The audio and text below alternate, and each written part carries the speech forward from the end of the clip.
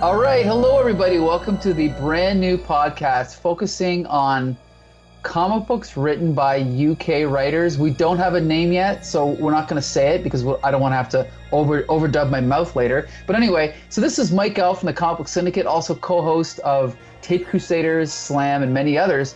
And I'm joined by co-host Adam Pelche from the Windsor Public Library. Thank you for joining us, Adam. You're welcome. So we should quickly say, Adam, the reason we've known each other for a while, but one of the reasons we got to know each other was from doing a graphic novel club at the Windsor Public Library, which I'm still appreciative of, by the way.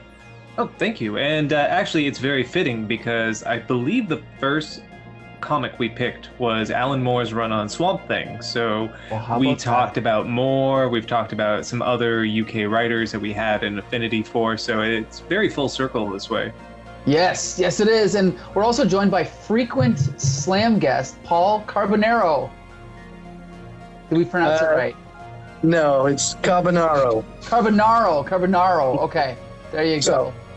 All right, we're getting there. Okay, so now here's the thing. Let's just quickly give everyone, the premise of the show is we're going to review UK writers doing comics in the UK, then moving to the US. We could have started anywhere, but I decided to start with a name, something with name recognition, which is Doctor Who. I'll just say that I actually didn't get into Doctor Who until maybe, 2010 maybe. And I'd known about Doctor Who. I had a good friend who was obsessed with Doctor Who, and my cousin obsessed with Doctor Who. But I basically decided one day, okay, I'm going to dive into New Who. And then to prepare myself, I went back and watched a sampling of like the first Doctor, the second, the third, the fourth. Loved every minute of it. As far as the new show, I do really enjoy it, and I've seen every episode, but I do think it's missing some of the magic of the old show, and that's all I'll say about it. I do have mixed feelings about it, but I still enjoy it. Paul, why don't you tell us your experience with Doctor Who? I was there from the beginning. As a little kid, I was there for the very first appearance of the Daleks and so on. And Wow. So I know them all. I've seen them all. I could spend hours talking about it, which ones I prefer, why, this, that. One of the charms of the original series was that the budget was so cheap that, of course, the sets could fall down if you blew on them too hard. Right. Then with the revival in 2005, it was much more sophisticated, but still good. And now that it's been funded by Disney, it's kind of gone to the extreme the other way, with like a really annoying endless Disney soundtrack and things like that. Yeah, we'll keep our comments about the New Who to a minimum and our criticisms. But let me ask you one question. I mean, I think I know the answer, but do you feel that the new version of Doctor Who has lost some of the magic of the original? You're talking about the very latest series? Or... Yeah, no. I mean the Russell T Davies revival starting in 2005. Is it missing the magic of the original 26 series show? No. Once it started, it picked up steam. It did very well with Christopher Eccleston. It did even better with David Tennant. I was a little skeptical about Matt Smith, but then that was good also. I mean, he really grew into the role. I thought it was really good with Peter Capaldi. I thought Peter Capaldi is my favorite of the new Doctor Who series. Then it went down the toilet with Jodie Whittaker. Unfortunately, not her fault. The fault was with the showrunner, the producer, Chris Chibnall.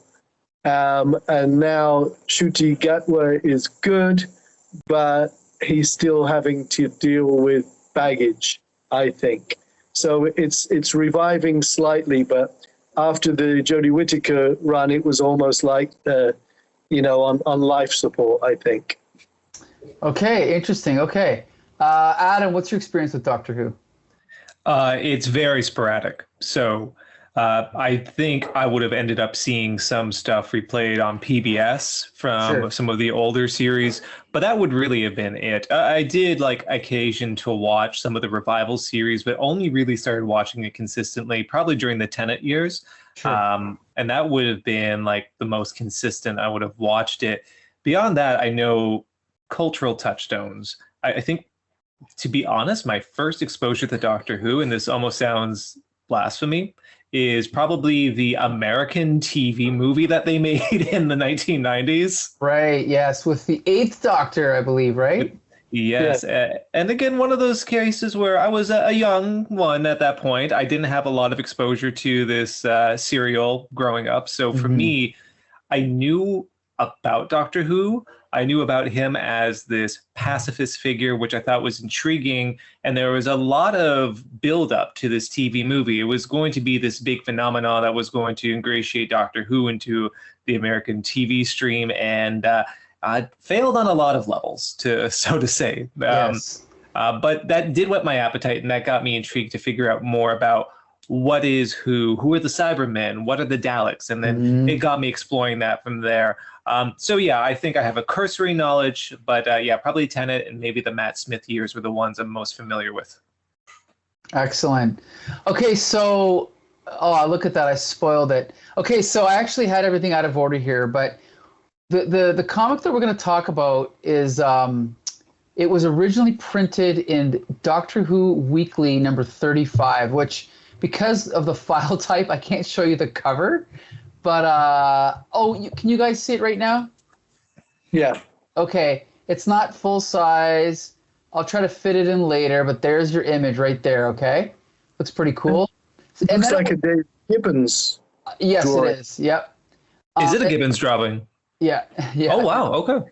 And then it was reprinted in the American Doctor Who number 14, which, by the way, if you ever find this at a in a dollar bin, pick it up. This series is great. Besides Alan Moore, there's stories by Steve Parkhouse and other people, but a lot of Dave Gibbons art, and it's all in Baxter paper. So I definitely recommend it. It's a really good series. So, okay, so this first story we're going to read is called Black Legacy. And it opens up with some Cybermen who, in my opinion, are not speaking or acting like the typical Cybermen that I know. But again, I'm not an expert on old Doctor Who. But they come down to this planet, and right away they can sense that something's amiss, something's going wrong, and we can see with the narration that there is something watching them, right? And as the story goes on, it's very short, but as the story goes on, there's a lot of stuff packed in here. They can see that there's a civilization that has been there before that's all dead, and they're trying to figure out what it is. And then as time goes on, they start to kind of die slowly it's sort of like a rust. Well, it's basically like a rust that's killing them all off slowly. And as they're continuing to investigate what's going on,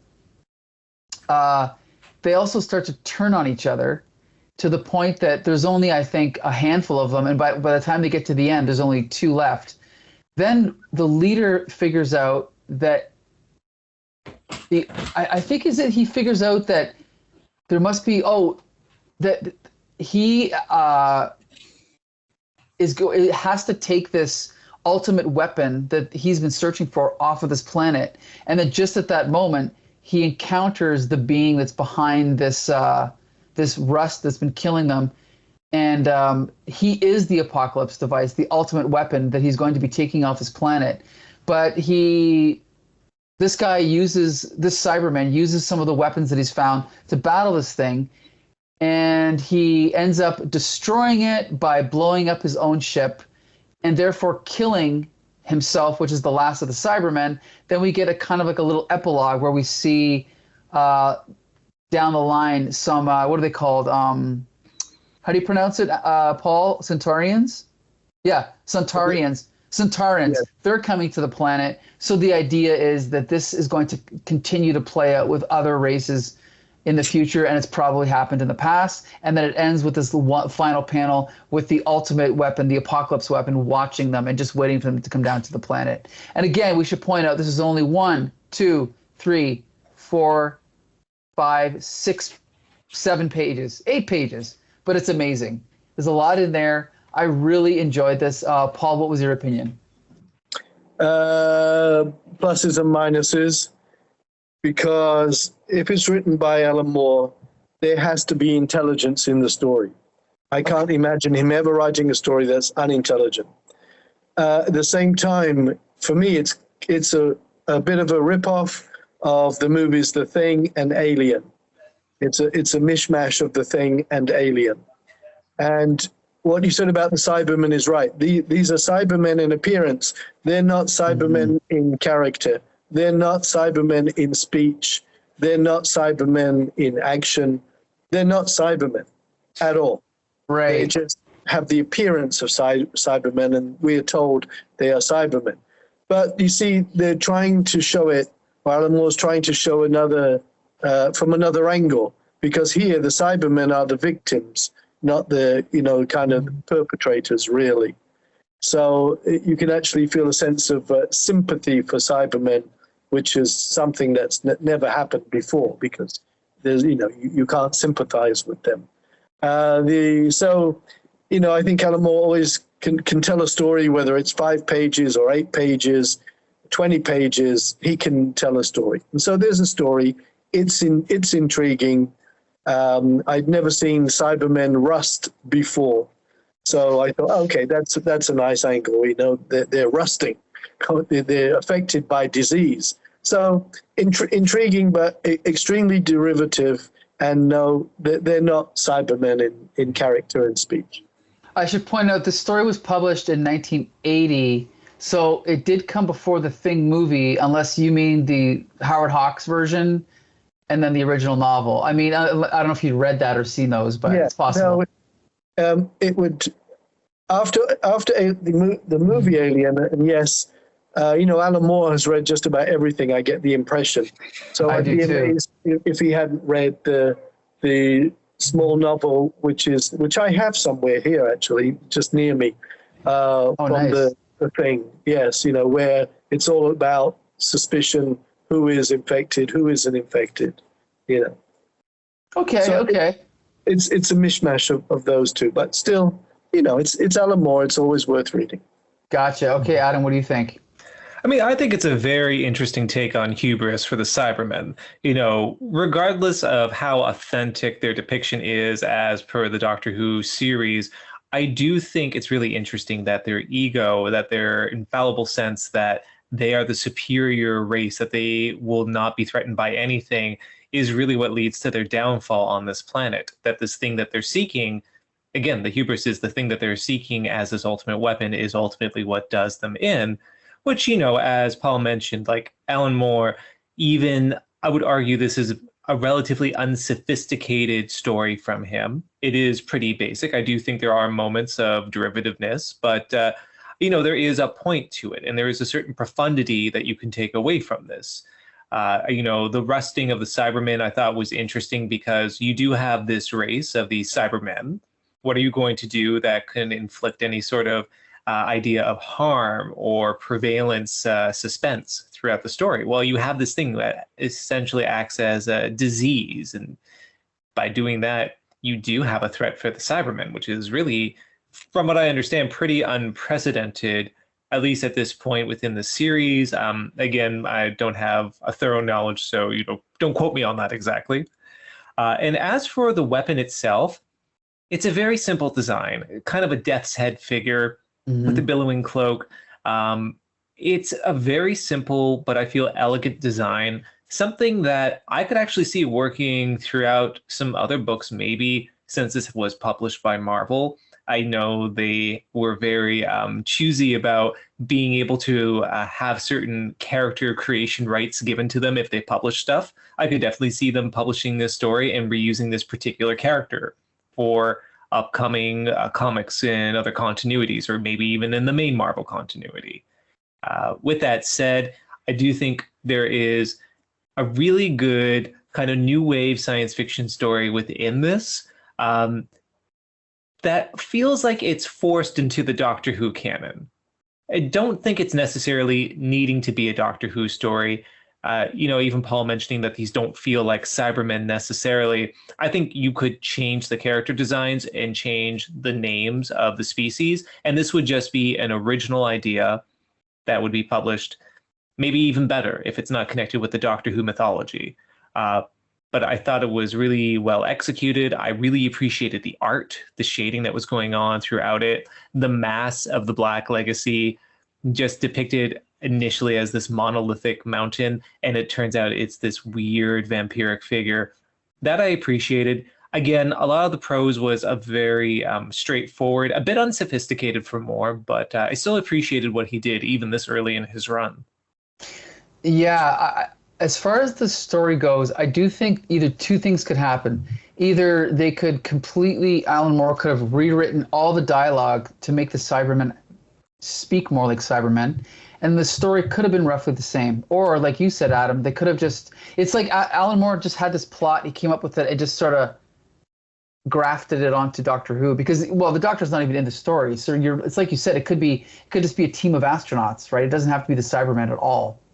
But I do think, as I was reading all of these short stories, two things came to mind. How much I hate modern multi-part, multi-year, multi-series storylines and how little happens in them.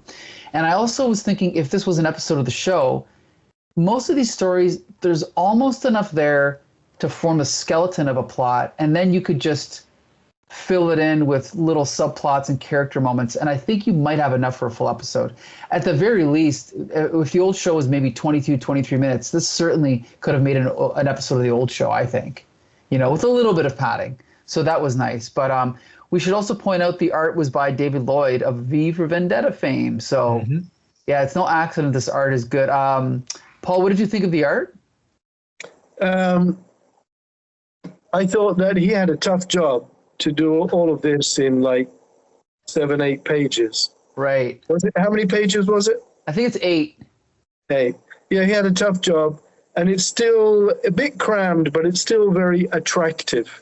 Like I'm looking at some of the pages, right now, and some good shifting angles and good shading and so on. So yeah, the art is good. I mean, again, this is Alan Moore and David Lloyd, and even though it's 1980, so by their standards, kind of crude, it's still good.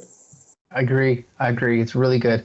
Okay, so for our viewers and listeners, we are still ironing out the details of how the hell to work the software that we're using. So if you'll just give me a brief moment to open up the next comic here. Hold on here. Okay, here we go. Okay, so now that storyline was from Doctor Who Weekly number 35 to 38. Now we're going to talk about Business as Usual from Doctor Who Weekly number 40 to 43. Let's see if this loads correctly. No, it didn't. Of course not. Okay, and I believe, Adam, you're going to talk about this story that was reprinted in the American Doctor Who number 15. I certainly can. Okay, now I'm going to try and flip through. We're doing this Josh style. I'm going to try and flip through. Does that work for you? And you just follow what I'm flipping, or you kind of talk and I'll follow you? Either way. Sure. You can. Yeah, you can talk and follow me, because essentially I'm just. No, you talk, and I follow you, right? Because you're the one talking. Yeah. Okay.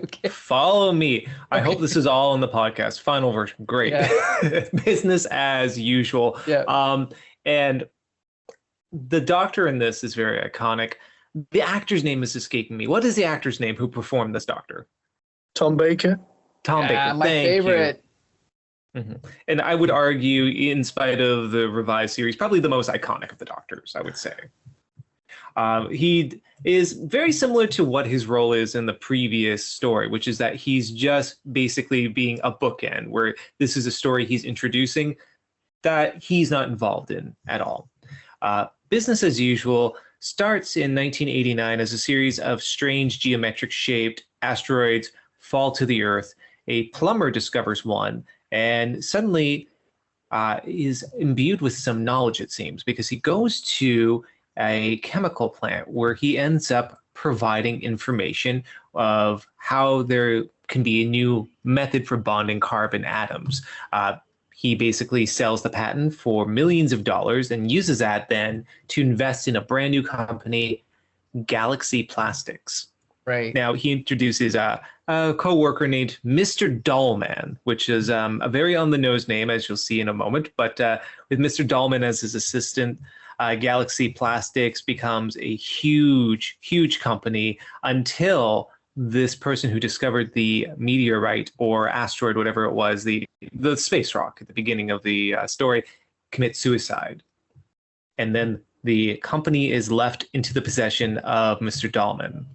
Now, from there, that's all preamble, because the main story actually follows someone who's an industrial spy, someone who's entering into the chemical plant where they produce these plastics, because he's looking at getting some, either he wants to get some secrets about manufacturing, or he wants to be able to exploit them for money. It's something to that effect. It's left relatively vague, but he sneaks in at night.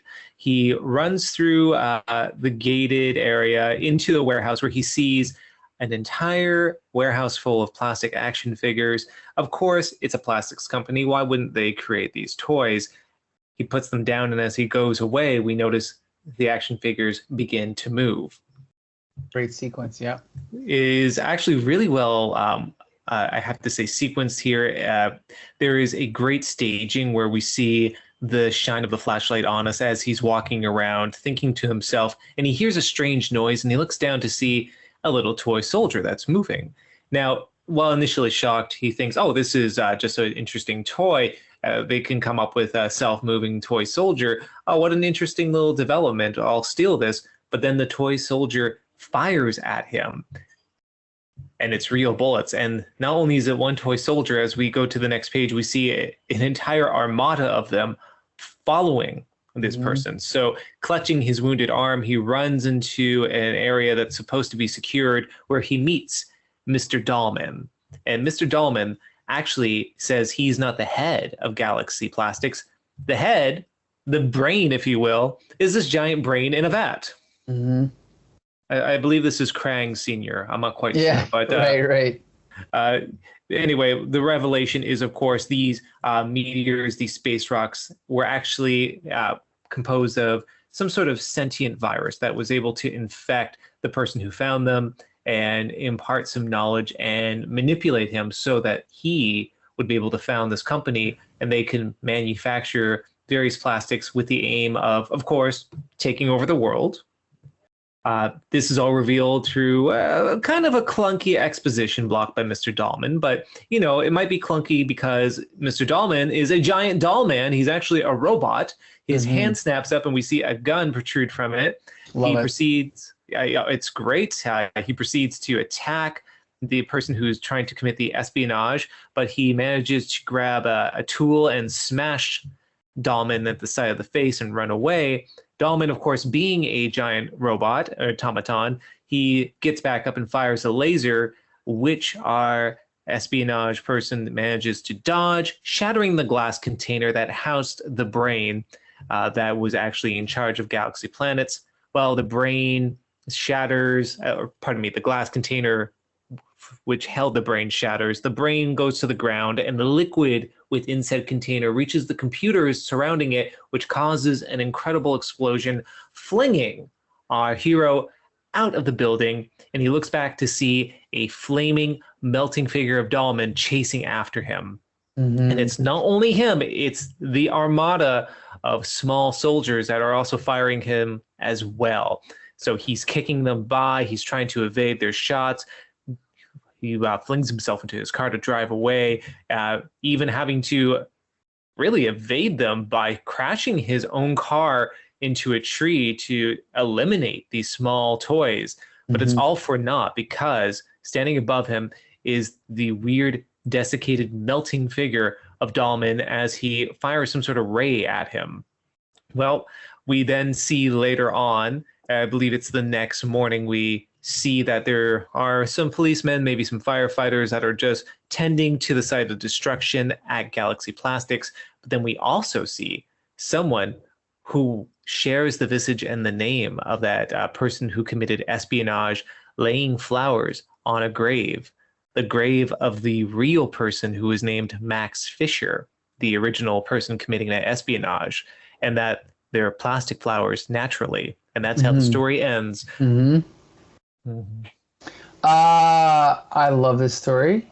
I have to say, I'll just say that unlike the first one, which we kind of agree is a little bit derivative of The Thing and Alien and other things. I mean, of course, there's precedence for the story in other TV shows and books, but this was a pretty freaking good story. And it's also interesting that it starts out with one character who is very quickly killed, replaced by another character. Then we're introduced to our hero. Then that character eventually ends up getting killed.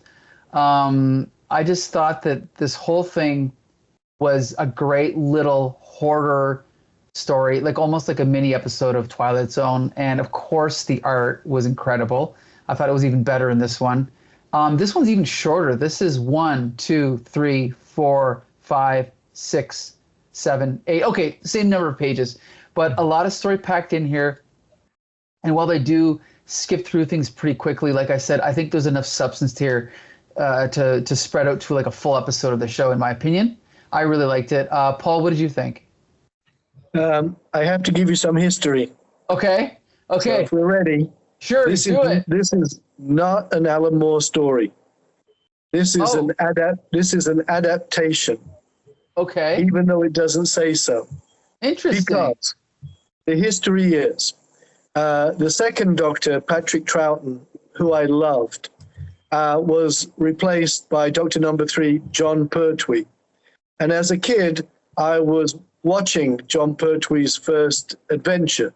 And you know how they used to do them in cliffhangers, like a series of 3 or 4. So I was sitting there as a kid watching this, and at first I was kind of bummed because Patrick Troughton was gone. But then as this first story arc went on, it became more and more intriguing.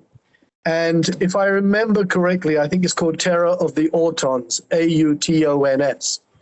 And so what appears here is almost identical to what appeared on TV. Interesting. That's why it's an adaptation of John Pertwee's first one.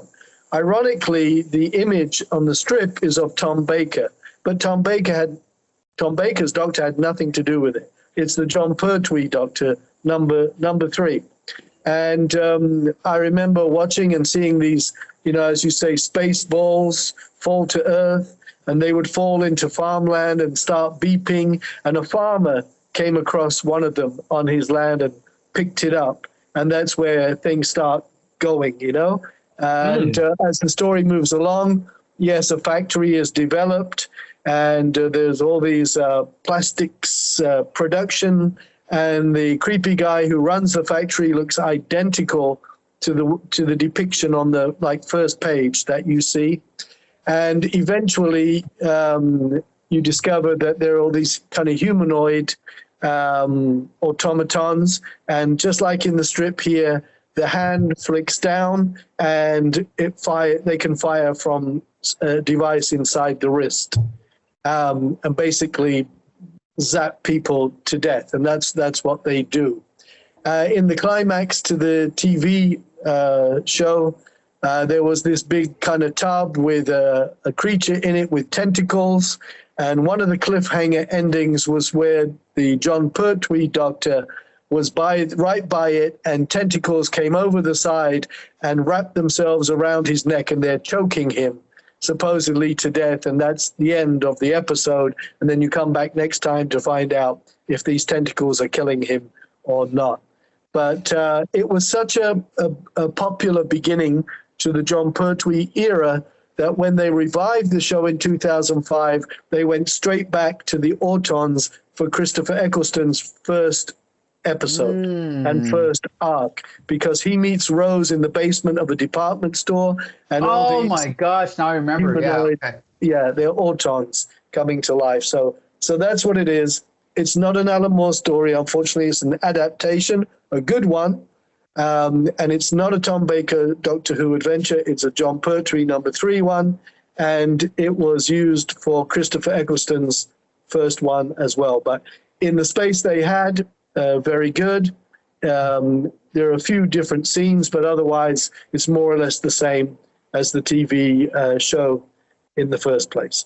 So now I have to find out who wrote the original, because we have to give that person credit. The original was called what? The Terror of the Autons, Autons. Oh boy. Okay. It was probably like Robert Holmes, Holmes. Holy was a typical moly. one. You are correct. It's Robert Holmes. You know your Doctor Who. Wow. Well, we came to the right place then, with this episode. Wow. Very impressed. Yeah. So, okay. Well, hey, I never said Doctor Who didn't have good writing. That's for sure. It definitely makes me want to, because I actually, just for the record, I started watching the original show at episode 1. And I'm at maybe like 18 or 19 now, but obviously some of them are missing. But I'm going to make my way through all 900 episodes eventually. Yeah. The first season's a little rough, but I still love the charm. You know, I love the effects. But the first season has the original Cybermen, the Mondasian Cybermen. I haven't gotten to them yet. Oh, okay, because when they asked Peter Capaldi what he wanted for his Christmas special, he's like last big, great deal, he said he wanted the Mondasian Cybermen. And those will be the first ones you see. Excellent, can't wait. Okay, let's jump to the next comic. This is from wait, Mike, before we do that, I do have a question, because who did the art for this one? This one is... Oh, did you even do your review it, Adam? I don't think I asked you. No. Okay. I thought it was a moot point at this juncture, but okay. No, go ahead. The art, it's David Lloyd again. It is Lloyd. Okay, Yeah. I thought it was. Okay. I you know what? I don't have much of a review to add. I mean, I think it's a good little story. I think it's interesting that it was a story adapted from one of the original series that it somehow was able to remove the Doctor from the proceedings. Yes, that's interesting. Yes, definitely. But beyond that, it's a great little story, as you say. To me, it reminds me a lot of something you'd get from like the original Outer Limits or the original Twilight Zone. It's one of those really great narratives, a great little horror story. Maybe the Alan Moore twist is having that extra nihilism at the end with the very dark ending. With the elimination of the person committing the espionage. It was good. It was very serviceable. Again, though, I do feel, and I mentioned this, some of the dialogue was a bit clunky. Maybe at this point, Moore is just really getting into his own, and he's still trying to figure out how to balance exposition with narrative. But with that said, no, it's still fantastic. Even early Alan Moore, where he hasn't really reached his maturity yet, still fantastic. And for me, I always have to remember, if this came out in 1980, I always have to compare it to what else was being published at that time. And in my opinion, this is much better. When was Secret Wars? Was Secret Wars 1980? 85. It was mid-80s, yeah. Yeah. Oh, okay. But I mean, yeah, we've had a lot of discussion about Jim Shooter. 1980 would have, like at Marvel, would have been like Chris Claremont and John Byrne on X-Men. Right? Probably Marv Wolfman on Fantastic Four. Mm-hmm. Maybe Denny O'Neil on Spider-Man. Yeah, it was a strange period. Okay, let's go to the next one. Let me see if I can figure this out. Just a minute. Thank you for being patient, viewers and listeners. So trying to figure out the software here. Okay. So now we're going to go to an issue of The Daredevils. Paul, are you familiar with these old UK comics? Did you have any of these? I used to read when I was living in London. Then, of course, I used to read the British Marvels. But I think that stopped. And even when I went to live in the Mediterranean, I used to have them sent to me, which was, by a kind person. But I kind of stopped around about 1977. But I remember when 2000 AD came out, because I was back in London at that time. And also when Warrior magazine came out. Daredevils, no, I never had an issue of Daredevils. I think that, I can understand that in the UK they were adapting a lot of American comics and trying to kind of squeeze in like half a story here, half a story there. Some of the choices are wacky, which we'll find out in this podcast. But it also produced some interesting things because, for example, G.I. Joe became Action Force, but they also published the stories out of order. And so in one famous story, Snake Eye's costume reverted back to his original costume because it was published out of order. So they had to add in a prologue and an epilogue where he's in his new costume, switches to his old costume, does the silent interlude, famous silent issue. Then when he gets back on the plane, he puts his new costume back on. So anyway, it's kind of ridiculous, but it's fun. It's a fun little, footnote of history. But anyway, so now we're going to jump to the next Doctor Who story, and this is called Star Death, and it's by Alan Moore and artist John Stokes and editor Paul Neary. And Paul, if you care to do the honors, you can tell us what happened in this one. I'll do my best. It's only like 4 pages, right? And it's tapping into Time Lord history. Mm-hmm. The Doctor, being a Time Lord. So it's tapping into Time Lord history and culture. And again, the Doctor character is not in the story. Right. So it's about a time traveler who's come back in time to kind of eliminate Time Lords, to stop them becoming whatever it is they're going to become in the future. And it's intriguing, again, of course, because it's Alan Moore. It has to be intriguing. And I can't say enough about how I've never, ever read a story by Alan Moore, even this far back, that doesn't have some element of intelligent intrigue. So can't argue with that. Yeah. So this character, whose name escapes me right now, I don't think it's really that important. He's jumped back 30,000 years to be present at the birth of the Time Lords. So he wants to kill the Time Lords in their infancy.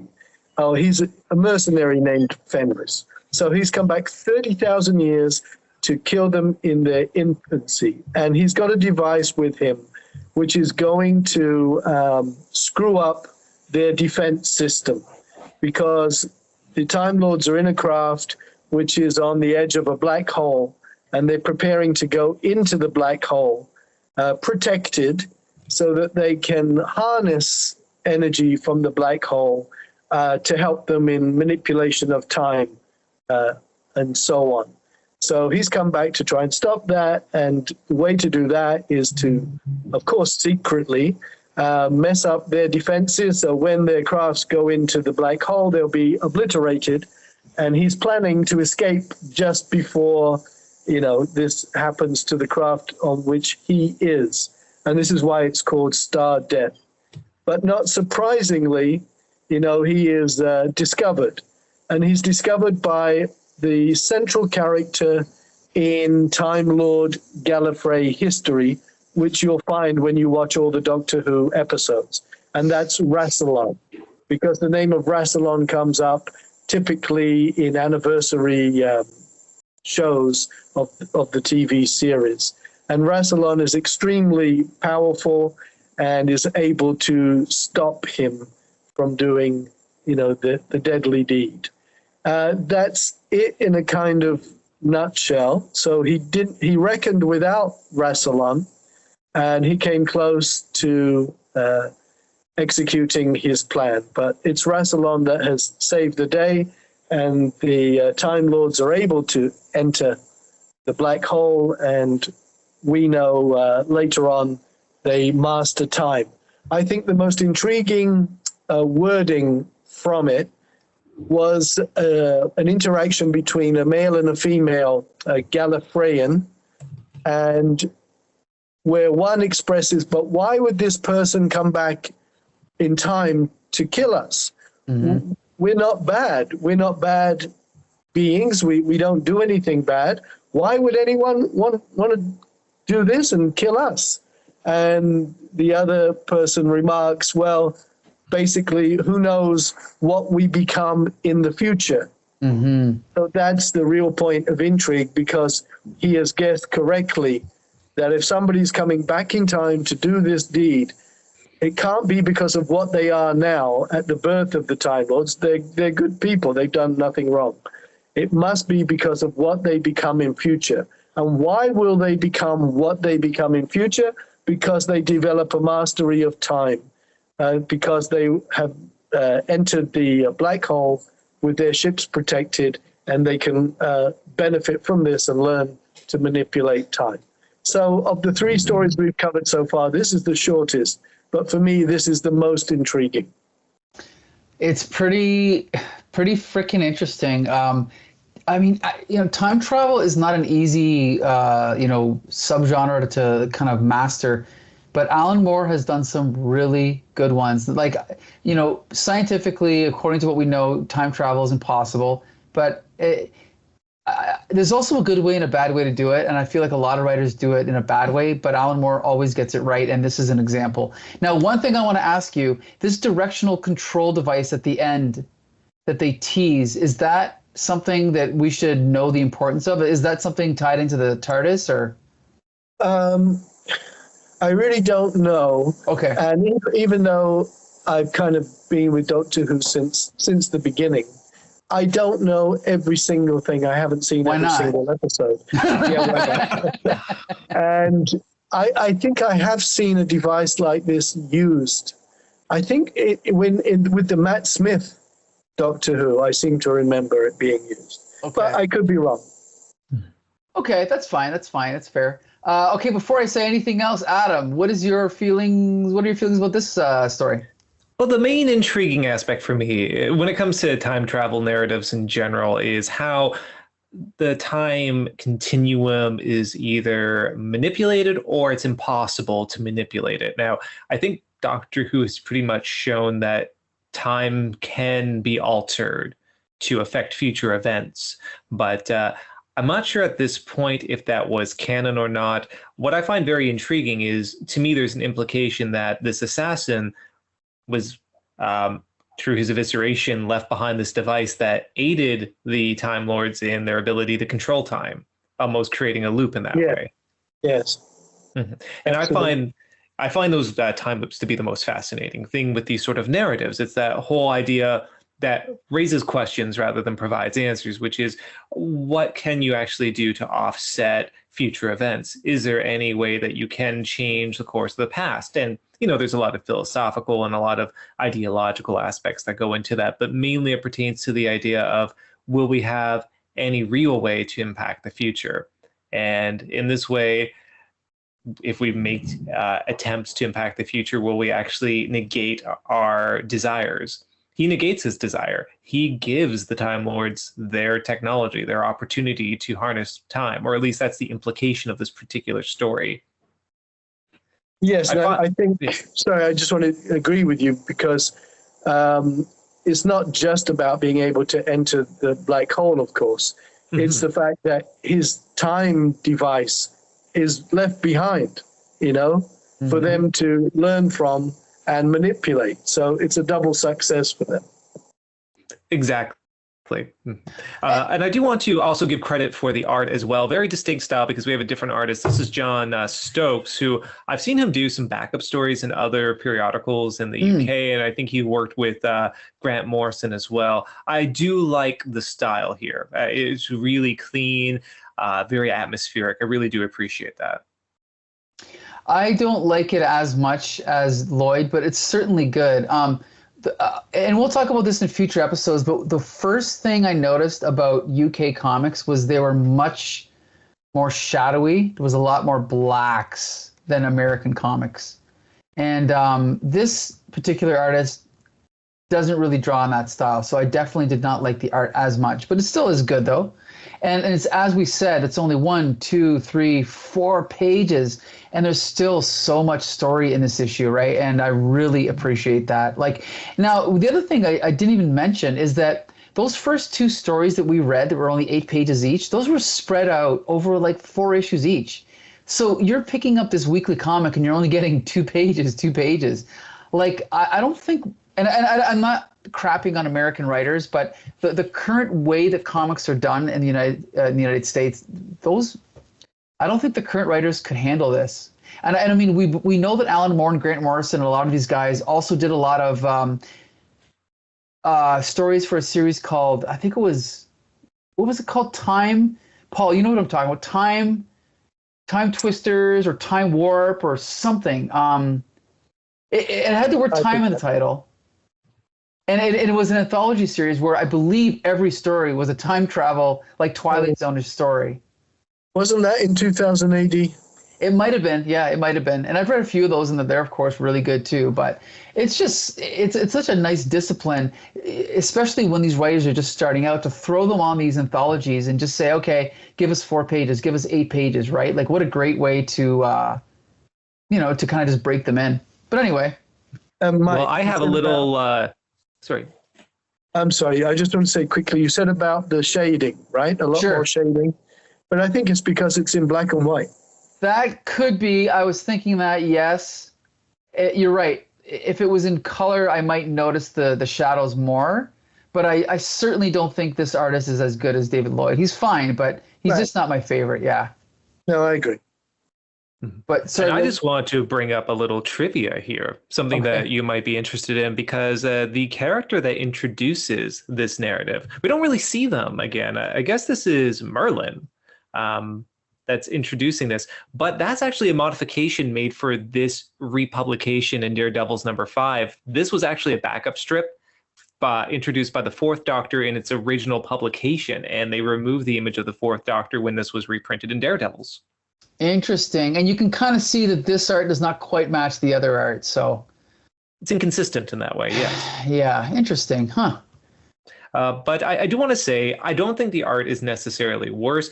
I think it has a different tone that it's trying to get across. And being that the publishers were obviously aware this was going to be a black and white strip, you're going to use inks and you're going to use shading in a unique way compared to when you're going to be doing a color comic. I think this is very effective for that. If it was colorized, I don't know, but I don't think even the choices for inking would be utilized if it was intended for color publication. Interesting. Okay. All right, so another good one. Now we're going to jump to the next comic. Just a second here. This one is from Doctor Who Weekly #51, and this is called the 4D War. It's originally in... I don't know if you can see the original cover here, but there's a brief shot of it. And then it was, I believe it was reprinted, but we'll find out in a minute here. Daredevils #6. Okay, just a minute. Let me just adjust this here. Again, we're still getting used to this technology. Hold on. There we go. Okay, make it, doesn't quite fit. That's fine. Okay, so in this story, I just read this a couple days ago, but I'm going to try and refresh my memory here. Oh, boy. It's not coming back to me, folks. Let me just flip through this. Did I read this? Oh, my gosh. Did I read it? Wow. Yes, I did. Yes, I did. Okay. We are introduced. Okay, feel free to help me out here. So this is still during the Time War. So now they're in the middle of the Time War, and we're introduced to a character named Rima Du. They're walking along, and oh, boy, I just read this. Oh, that's what it is. Is they're circling? Is it they're circling a black hole? Is that what they're doing? Wait, it wasn't that they're circling the black hole in this one. If they're circling the black hole in this one, then I got my stories completely mixed up. Oh, okay. Oh boy, it's okay. It's only the first episode, guys. But in this one, okay, yeah. Why do I not remember this one as well? But I do remember reading it because I remember the ending. So in this one, they go exploring into this thing here, into the warp gate. That's what it is. They go into the warp gate. Oh, warp gate. Okay. But they're going there for a particular reason, because they're trying to retrieve the character that was obliterated in the previous story. Yes, Fenris, that's right. yes. Fenris. Sorry. Yes. Oh, that's right. Yes. Now it's coming back to me. And they see that he exists there, but he's been completely vaporized, right? Like he's just little pieces, right? Yeah, scattered. Right. And the person who's going along on this mission is a character named War Dog. And then they go into the other dimension, and then when they come out, what happens? Oh yeah, the War Dog comes out. Feel free to jump in if you guys remember, because I don't remember here. So now they're sort of like on trial, is it? This is terrible, guys. It's only a 4-page story, and I can't remember what happened. Well, because it's so closely tied to the previous one. Really, it's like part 2 of the previous one. Mm-hmm. Yes. Yes, because again, they talk about why did they attack us? We've done nothing to deserve this, and as he says, well, we haven't done anything yet. So again, they know in the future they're going to be doing something. Because why did Why did Fenris come back in time to stop them at the birth of the Time Lords? If you're going to make that much effort, they must develop into something really bad. And in the last story and this one, it fleshes out the idea that in time they're going to become, what can we say, beings that you would rather eliminate than let exist.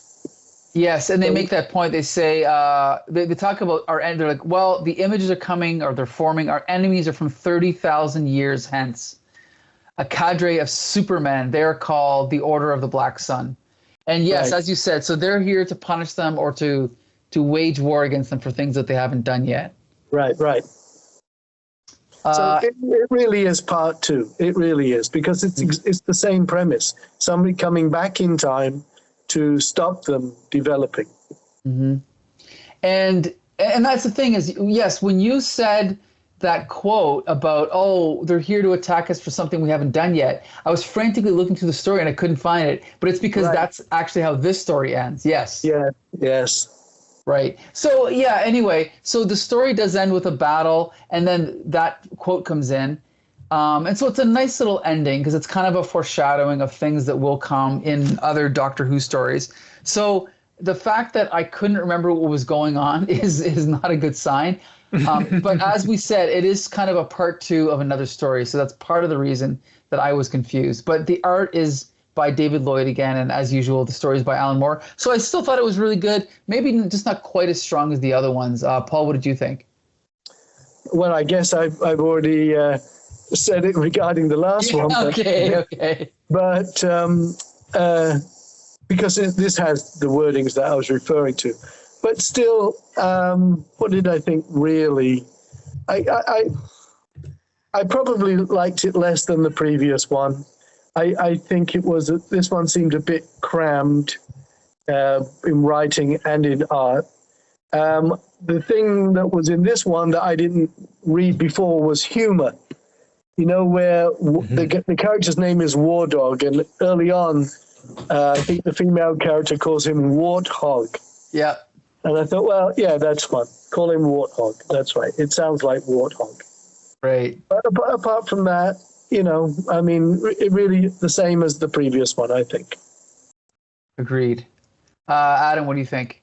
I think I'll be in the minority. I didn't care for this that much. Okay. And I think at this point, the reason is it does remind me a lot of the previous story. I think it's reflecting on a similar narrative without necessarily continuing the story. The only continuation is the connection with Fenris. And other than that, we're introduced to a character who, as we will see, doesn't really play a part in the finale of this narrative. And War Dog himself, if I may be so candid, I just hate how horny his character is. Like, he is constantly like just trying to put on, I forget the lead character's name, but put her helmet on and like really impress her. I honestly did not mind when his arm was eviscerated because I felt, okay, you're kind of a creep. Maybe maybe this will knock you down a peg. It's not bad by any stretch. And I will say, I think, even though this is very dialogue heavy, I feel the exposition has been reeled back compared to the previous story. It's just the previous story I felt had more meat on it, especially because we were seeing that for the initial time. Here it's repeating a lot of the same ideas. We don't know what crimes have been committed. Obviously, something happening so many years in the future will cause this future enclave to want to come back and attack the Time Lords. It's a very interesting concept, but one we just saw. And if this is going to be the middle part of the story, let's further the plot. Let's add some more intrigue. I feel like we are at the same place that we were before. But you know, sorry, Mike, the best bit, though, I think, that makes this in any way different from the previous one, is that they realize that the information they need is in the consciousness of Fenris, who's been obliterated. So the main point of this story, I think, is to find all the bits and pieces of Fenris and put him back together so they can mine his consciousness, so they can find out more about where he came from and why he came. That is a great point. No, Paul, I agree with you. I think that's a great point, and that is one criticism I have, which is a formatting issue. That would have been great for a full-length issue rather than just a backup feature. Yeah. That's my feeling about a lot of these. And if you look at the notes on TARDISfandom.com, these stories influence the TV show itself. So it says here details about the gender. What does it say? Alan Moore's backup stories were an obvious influence on both Mark Platt's view of Ye Olde Gallifrey and my view of its future. So these little 4 and 8 page backup stories influence the direction of the show, which I think is really interesting. Mm-hmm. Yep. Okay, so let's jump to the 5th and last story that appeared in Doctor Who Weekly number 57, Black Sun Rising. And Adam, you can start this one off, and then we can jump in if you need any help. How about that? Okay, sure, absolutely. Okay. So we're getting very like Phantom Menace vibes at first because it begins with trade negotiations, but for uranium. And what's interesting here is that we do have the return of the characters Ramadou, also of War Dog. I was going to call him Warthog again.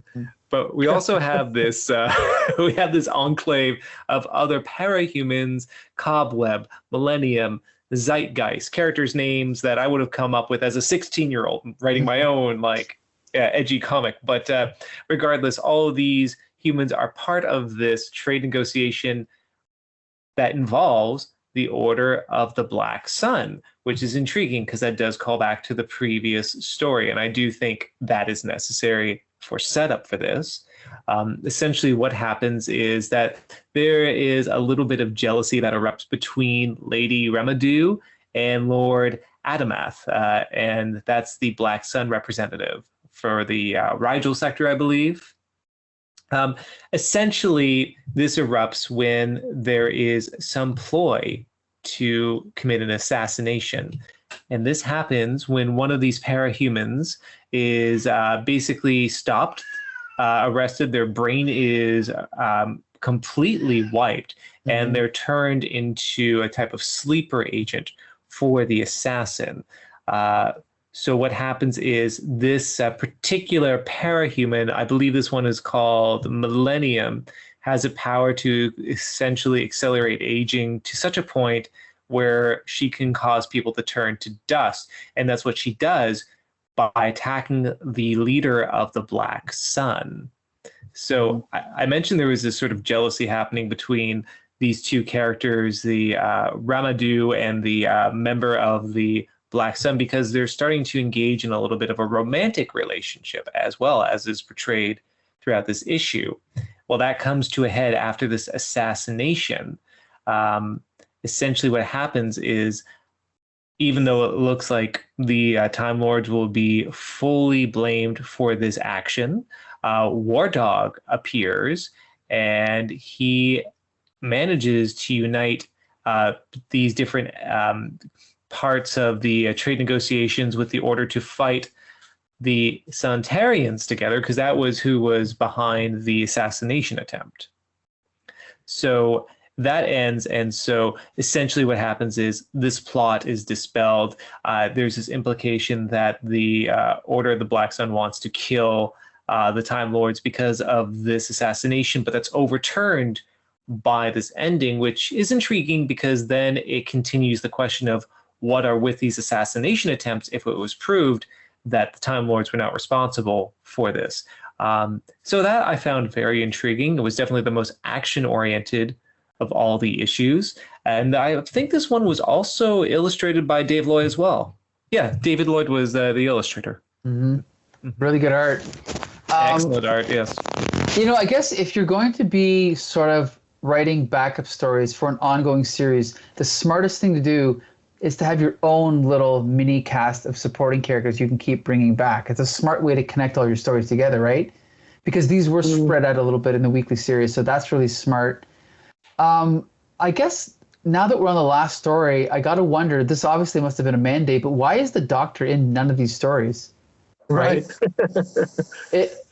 Maybe because it had various strips and he was in other ones, and so they didn't want him in every one. And this gave Alan Moore a chance to explore, other characters and Gallifrey and Time Lords and so on. So okay, I mean, I did enjoy the story just as much as the other ones. Adam, you mentioned that it's more kind of action oriented, which I agree with. I guess the question is, does anyone, Paul, did you read more Doctor Who comics? Do you know if this War Dog character comes back or if the storyline is resolved?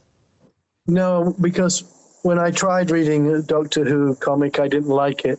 Okay. And I thought like, but not the Alan Moore ones, I think. Okay. I really don't know, but like whenever Star Trek appears in comic book form, it just doesn't do it for me. It's a TV show. It's not a comic book. And even though this is Alan Moore doing, his best at a very young age, it's a TV show. It's not a comic book. Mm-hmm. So no, I just didn't. Even when Marvel, started reproducing Doctor Who, like you said, in the Baxter paper and color and all this, it still didn't do it for me. It just didn't. It's just too flat, because whenever I think of Doctor Who, I'm thinking of live people, movement, and I can't seem to accept it as a comic book. I can't argue with that because I love Star Trek, and I remember I used to have the adaptations for all the movies, at least a few of them, up to 6. And I recently just looked at them. I'm like, I'm sorry. I don't care about an artist's stiff likeness of what they think William Shatner looks like.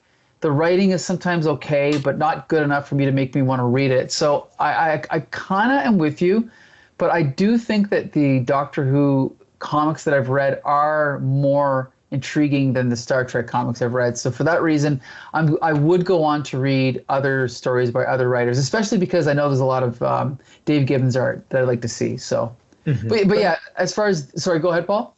So the Doctor Who stories that you've read, they're all from the 80s, is that correct? Yes, I've never read a New Who comic book, no. I think you need to look at, because even though I said I never enjoyed them, but I guess what I'm really referring to is the 80s stuff. If you go back to like 1969, 1970, 71, there was a British comic called TV 21, another one called TV Comic, and you'll find Doctor Who serials in either or both of those. And some of them are in very impressively drawn, especially when the front cover would be in full color. And when they're in full color, it's really quite beautiful.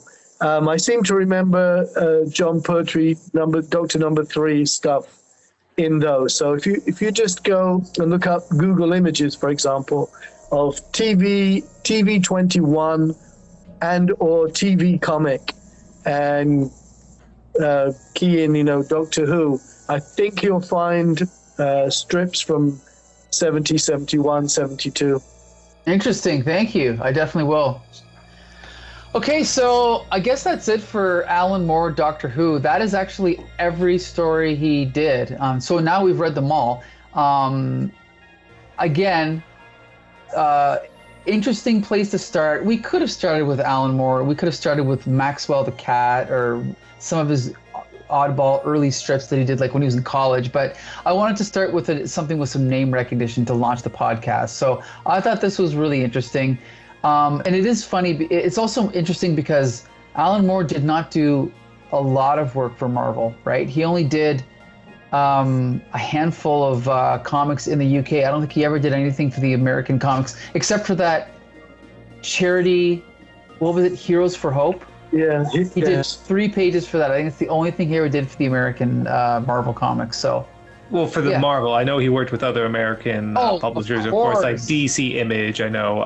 Yes. I find, just as like a takeaway from this, aside from the adaptation, to me, most of these stories, they were Doctor Who in name only. And even though I think with the legacy, they will go on to influence aspects of the series in one degree or another, I really do feel the strength of Moore was that he was able to take these range of different fantasy and sci-fi influences and create a story where it does fit within the universe, arguably, while at the same time, these would just be wonderful little vignettes and little sci-fi fantasy stories outside of that sort of continuity. And there's seeds for where he's going to go. Even with the parahumans in this last story, the main criticism I would have is he introduces these characters that are undeveloped, and it would be great to see what he could do with them. He's definitely going to get that chance in future publications. But yeah, I think this really shows where the seeds are planting for where he will go, as well as dealing with more mature topics and more, I guess you could say, ambitious conceptions of what the stories are going to be. It isn't just a good guy going to punch a bad guy. There's a lot more going on here. Yeah, great point. I did enjoy all of these. And yeah, of course, by his later standards, these are a little bit primitive, but I still really enjoyed them. And we'll talk more about some of the reasons why I like British comics more than American comics in future episodes of this unnamed podcast. They might be called Fish and Strips, but don't quote us on that. We'll see. Anyway, okay. So I'll quote you. It's okay. Yeah. All right. Yeah. So join us in the near future. Our next episode, we will be reviewing none other than everyone's favorite 80s toy, Zoids, by Grant Morrison. Does everyone remember Zoids? You're asking? Yes, of course you're asking us. I tried to avoid it as much as I could. All right, well, now you're going to do a deep dive, okay? I had a giant Zoid dinosaur on my dresser growing up. It was incredible. Anyway, Adam, I was hoping you were going to talk about Space Knight ROM, but okay. Oh, maybe another episode, maybe another podcast. But yeah, be sure to join us for that. I want to thank you guys for joining us. We'll do this again very soon. And until the next episode, see you later.